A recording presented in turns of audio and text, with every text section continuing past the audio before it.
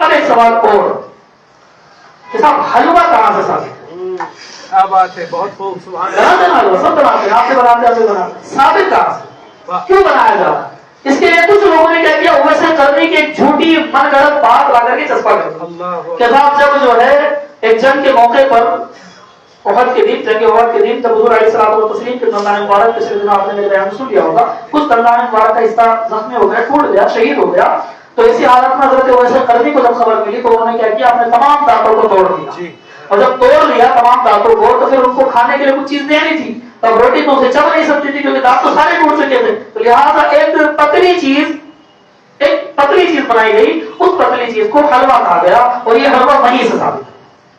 یہ منگڑت بات ہے، جھوٹی بات ہے، کہیں ثابت ہے، کسی کتاب نے نہیں لکھا، یہ ایسے ہی افواہ ہے جو پھیل گئی، کوئی اس کا وجود نہیں۔ حلوہ ثابت کہاں سے؟ اب کچھ ثابت کرنا ضروری نہیں ہوتا، اب اس بات کو سمجھیں۔ دیکھیے ایک شریعت وہ ہے جو منظم مرسمہ ہے، اللہ کی طرف سے نازل ہے، وہ احکام جو اللہ نے نازل کر دیے، حضور علیہ الصلوۃ والتسلیم کے زبان اقدس سے ہمیں سکھوا دیے، وہ شریعت ہے۔ کچھ چیزیں رواج ہوتی ہیں، ٹریڈیشن ہوتا ہے ہر علاقے کا۔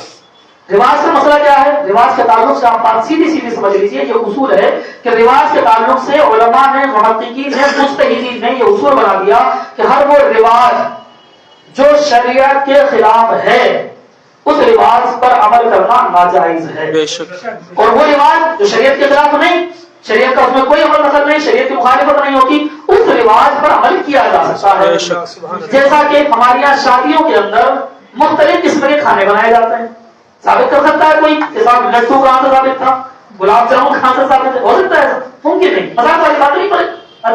شریعت کا ایک اصول ضابطہ بتا رہا ہوں، کیا ہوتا ہے؟ حضور علیہ الصلوۃ والتسلیم کے دور کے اندر ولیمہ ہوتا تھا، اور ولیمے کے لیے کیا فرمایا حضور نے؟ ہر شخص ولیمہ کرے حتیٰ کہ ایک بکری کا بچہ ہی ذبح کرے۔ تو بات تو گوشت کی ہوئی، بکری کا بچے کے اندر گوشت تو نکلے گا، لڈو پیڑے تو نکلیں گے نہیں، تو گوشت کی بات ہوئی۔ تو صاحب یہ جو ہماری شادیوں کے اندر آلو پوڑی بنائے جا رہے ہیں، یہ کہاں سے ثابت ہوگا؟ رواج ہے نا، ہمارے یہاں کا رواج ہے، ہمارے یہاں پر کچھ لوگ آلو پوڑی بناتے ہیں، کچھ لوگ گوشت مارے بناتے ہیں اپنی حیثیت کے مطابق۔ ہمارے یہاں دولہا گھوڑے پر بیٹھ کر آتا ہے، تو گھوڑے پر بیٹھ کر آنا بھی کوئی ضروری نہیں ہے، لیکن شریعت کے خلاف کچھ بھی نہیں ہو رہا، اس کے اندر کوئی دقت نہیں ہے۔ ہمارے یہاں دولہا کٹار رکھتا ہے، اگر وہ کٹار صرف رواج کے طور پر ہے تو ٹھیک ہے، لیکن اگر اسے شگونی اور بدشگونی کے طور پر رکھا گیا تو ناجائز ہے۔ کوئی کہتا ہے میں کٹار اس لیے رکھ رہا ہوں تاکہ جو ہے میں بری نظر سے بچا رہا ہوں، تو یہ ایک وسوسہ ہے، وہم ہے، تباہو پرستی ہے۔ تباہو پرستی شریعت میں جائز نہیں ہے۔ صحرا پہننا ہمارے یہاں ایک رواج ہے، پہن سکتے ہیں، شریعت کے خلاف اس میں کچھ نہیں ہے، لہٰذا پہنا جا سکتا ہے۔ اسی طریقے سے کچھ چیزیں رواج ہوتی ہیں، اور رواج اگر شریعت کے خلاف نہ ہو تو ویسا کرنا جائز ہے۔ حلوہ بنانا ہمارا ٹریڈیشن ہے، اس کا شریعت سے کوئی لینا دینا نہیں۔ حلوہ بنانے کے اوپر ثواب مل سکتا ہے اگر بندہ اس نیت سے حلوہ بنائے کہ حلوہ اللہ کے رسول کو پسند تھا، اور میں اس کو جو ہے اللہ کے رسول کو پسند تھا اور انشاءاللہ میں اس کو بنا رہا ہوں تو لوگوں کو صدقہ کروں گا تو ثواب ملے گا، لیکن اسے دین کا حصہ سمجھ کر کے، دین سمجھ کر کے بنانا درست نہیں ہے۔ حلوے کا دین سے کوئی لینا دینا نہیں ہے، وہ ہمارے یہاں کا رواج ہے، ٹریڈیشن ہے، اس میں ہم بناتے ہیں۔ اب کوئی کہتا حلوہ کہاں ہے؟ تو حلوہ نہیں ملے گا آپ کو، کیوں ملے گا؟ اس سے شبہ برات سے کوئی لینا دینا ہی نہیں حلوہ کا۔ تو اس وجہ سے یہ سوال جو ہے یہ سب بے بنیاد ہے، بیکار ہے، ان کا کوئی مطلب نہیں۔ ایک حدیث پاک سے اپنی بات کو ختم کر دیتا ہوں، ابن ماجہ کی حدیث پاک ہے، حضرت بڑا کائنات علی مرتضی شیر خدا حیدر کرار رضی اللہ تعالی عنہ سے یہ حدیث پاک جو ہے ثابت ہے۔ آپ فرماتے ہیں کہ اللہ کے رسول نے ارشاد فرمایا جب شعبان کی 15ویں رات ہو تو اس کی رات میں قیام کرو اور دن میں روزہ رکھو۔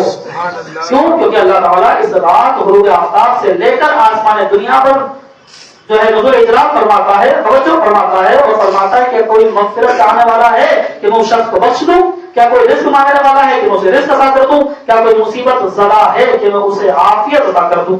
یہ اعلان فجر تک، یہ اعلان فجر تک چلتا رہتا ہے، اور جیسے ہی طلوع فجر کا وقت ہوتا ہے یہ اعلان بند کر دیا جاتا ہے، یہ اعلان بند کر دی جاتی ہے۔ تو یہ شب برات ہے، جن کو ماننا ہے منائیں۔ ہم شب برات کی عبادت کو فرض واجب قرار نہیں دیتے، اس کے روزے کو بھی فرض واجب قرار نہیں دیتے۔ یہ نوافل ہیں، مستحبات میں سے اگر کرنا چاہیں تو کریں، جو نہیں کرنا چاہتا ہے نہ کرے۔ ہم یہ نہیں کہیں گے کہ اگر کسی نے شب برات یعنی شب برات میں جاگ کر کے عبادت نہیں کی تو اس نے گناہ کیا، یہ کوئی عالم دین نہیں کہتا، کوئی مولوی مفتی نہیں کہتا۔